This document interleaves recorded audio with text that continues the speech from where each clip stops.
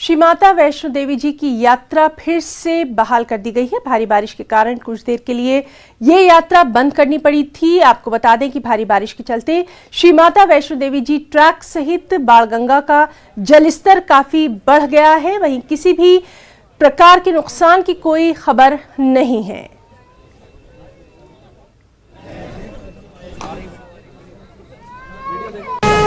यात्रा रात की रुकी हुई थी, अब शुरू हुई है। दर्शन के सौभाग्य प्राप्त हुए हैं, क्या बोलेंगे आप? हमारा सौभाग्य है, हमें दर्शन का सौभाग्य प्राप्त हुआ। हम लोग आज ही सुबह आए थे और हमें लगा था शायद दर्शन नहीं हो पाएंगे, मगर माता रानी की कृपा है कि अब यहाँ पे यात्रा दोबारा शुरू हो चुकी है और हम लोग दर्शन के लिए जा रहे हैं। तो अभी हम बाणगंगा पहुँच चुके हैं। बस यहाँ पे थोड़ी भीड़ है, शायद यात्रा रुकी हुई थी, तो ऐसे मगर अब सब बहुत बढ़िया दर्शन होने की संभावना है। जय माता दी। रात की यात्रा रुकी हुई थी, अब आपको दर्शन के सौभाग्य प्राप्त हुए हैं, क्या बोलेंगे? अभी ये बोलेंगे जय माता दी, बहुत मज़ा आ रहा है, एंजॉय होगा, यात्रा खुल गई, सबको दिक्कत नहीं होगी, तकलीफ नहीं होगी, सब माता के दर्शन करके अच्छे से जाएं घर। जय माता दी। और चलिए हम अपने साथी करणदीप सिंह का रुख करेंगे। करणदीप, इस वक्त यात्रा के ताल्लुक से क्या कुछ तस्वीरें जो हैं वो सामने आ रही हैं?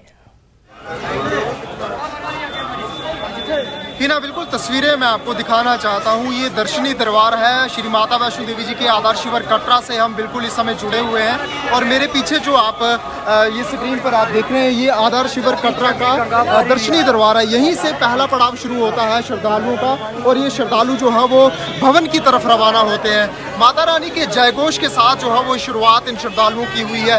अगर बीते मध्यरात्रि की अगर बात करें तो मौसम खराब था। मौसम खराब के चलते माता वैष्णो देवी जी श्राइन बोर्ड ने एक फैसला लिया था कि उसमें ये कहा गया था कि श्रद्धालुओं को अब भवन की तरफ जो है वो रवाना नहीं किया जाएगा, क्योंकि अगर 2022 की पहली जनवरी की अगर बात करें, तो पहली जनवरी जब की शुरुआत हुई थी इस साल की, तो एक भगदड़ के कारण जो था वो 12 लोगों की मौत हो गई थी। उसी के चलते जो है वो कई फैसले माता वैष्णो देवी श्राइन बोर्ड द्वारा लिए गए थे, और उसमें जिसमें RFID नंबर जो कार्ड है वो भी इसमें एक अहम जो है भूमिका निभाता है। उसी के चलते जो है RFID के तहत भी ये जरूर जांचा जा रहा है कि श्रद्धालु जो है वो इस समय ट्रैक पर जो है वो कितनी संख्या में मौजूद हैं और कितनी संख्या जो है वो ज़रूरत है ट्रैक पर इनको भेजने की। तो ये सब जो है मापदंड के साथ जो है वो बारीकी से बोर्ड जो प्रशासन जो है वो देख रहा है। मध्यरात्रि को श्रद्धालुओं को रोका गया था, लेकिन आज सुबह तड़के ही श्रद्धालुओं को भवन की तरफ रवाना कर दिया गया है। ये सुचारू तरीके से ट्रैक जो है वो लगातार चल रहे हैं। मौसम अभी फिलहाल रिलैक्सेशन दे चुका है। और अगर बात करें ट्रैक की, तो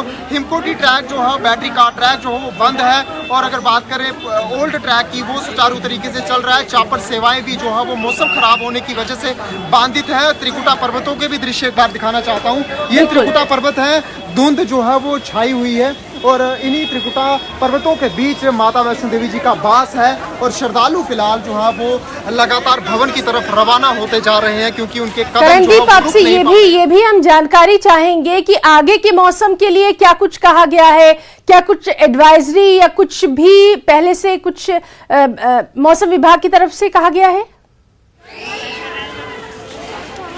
बिल्कुल, मौसम विभाग की अगर कहे माने तो मौसम विभाग ने पहले ही अलर्ट जो है वो दिया गया है। अलर्ट दिया गया है कि मौसम जो है वो खराब रह सकता है। अगर उसी के चलते जो है बोर्ड प्रशासन की अगर बात करें, जो श्री माता वैष्णो देवी जी श्राइन बोर्ड है, वो ये लगातार कहता भी आ रहा है, एडवाइजरी भी जारी करा हुआ है कि अगर मौसम खराब होता है तो यात्रा को फिर से भी रोका जा सकता है, क्योंकि बाणगंगा का जल स्तर जो है वो मध्यरात्रि को काफ़ी उफान पर था।